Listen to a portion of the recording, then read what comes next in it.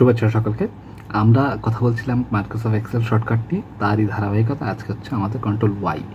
Control Y হচ্ছে আমরা redo ফাংশনটা যখন ব্যবহার করব। যেমন আমরা সাধারণত স্ক্রিনে দেখুন আমাদের এইখানে দুইটি অপশান আছে, একটি হচ্ছে আন্ডু এবং একটি হচ্ছে রিডু।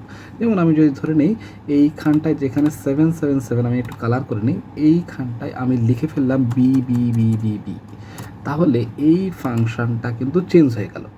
আমি যদি এটাকে চাইলে আন্ডু যদি করতে চাই তাহলে কিন্তু এটা আন্ডু হয়ে গেল।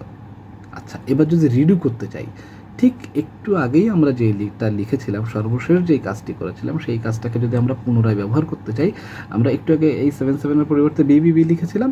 এবার দেখুন আমি যদি কন্ট্রোল ওয়াই প্রেস করি তাহলে কিন্তু আমাদের সেই বিবিবি অপশনটি আমাদের কিন্তু চলে এসেছে।